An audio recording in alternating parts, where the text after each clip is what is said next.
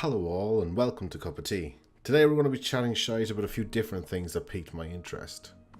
First up, the Philippine president, aka I'm gonna kill your family cause drugs Duterte, has come out against Kim Jong-un.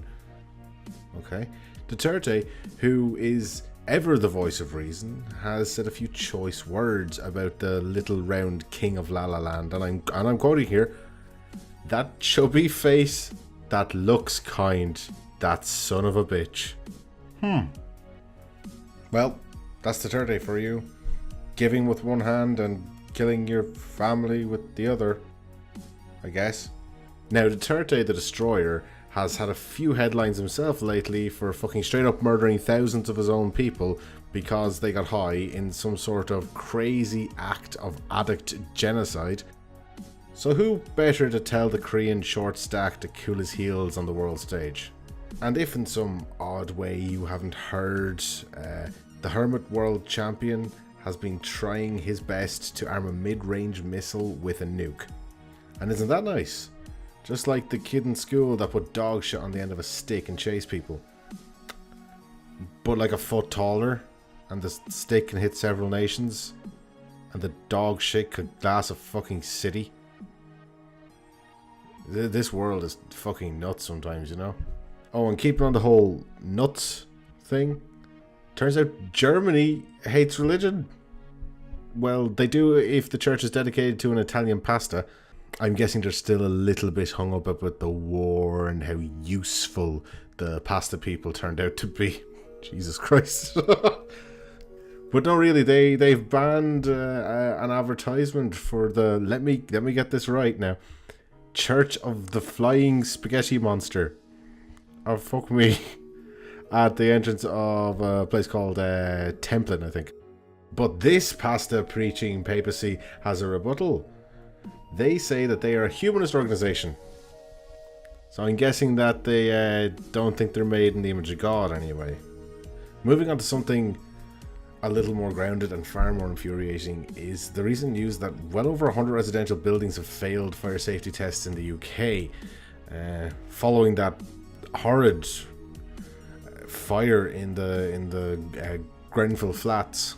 But it did make me think, and maybe you'll get this too if you've lived in a few flats and houses. Have you ever been in a house or a flat that's actually met safety regulations on fire? I don't think I have. Never have I had a fire escape in any apartment building. I haven't even had a properly secure stairwells. A secure stairwell is a stairwell that is basically made out of concrete all the way up. It's very difficult for fire to spread into the stairwell, making it relatively safe to escape the building from, even if there's a fire on the first floor. And as for houses, I've always provided my own fire alarms and fire blankets. And I know a fair bit about fire alarm and fire prevention and the industry itself.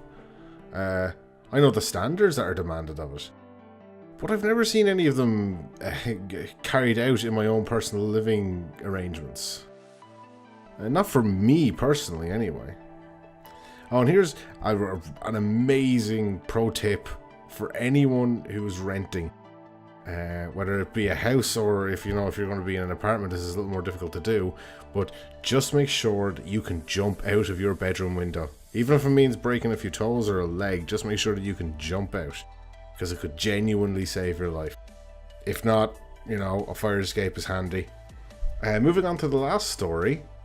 A lot of people have been talking about this young man in Saudi Arabia. Everyone hoping that Trump can save him. And by the way, I would imagine that Trump and the White House will do everything in their power to do so. But remember, the White House doesn't run Saudi Arabia. Hell, some people think that it's the other way around. But look, this young man is just like one of maybe 150 who will be beheaded this year. In that sandy woman covering shithole.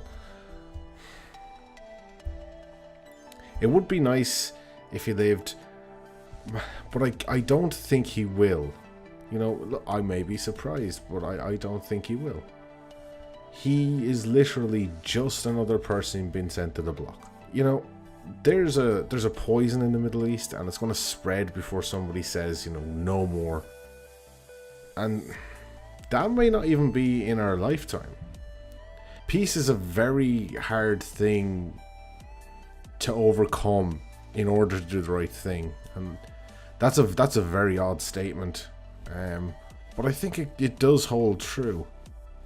Most people, such as ourselves, would avoid confrontation and hostility at all costs, which puts the chances of this ending in multiple places like Eurasia, Asia, or the Middle East to slim to fucking nah, mate. Which is quite shit.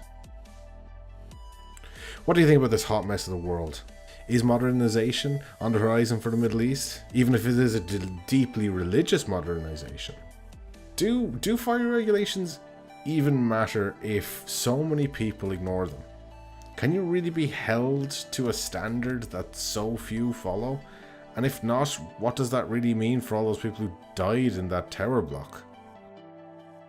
Will Kim and Duterte get back together before the ocean summer dance in the next episode of Saved by the Bell?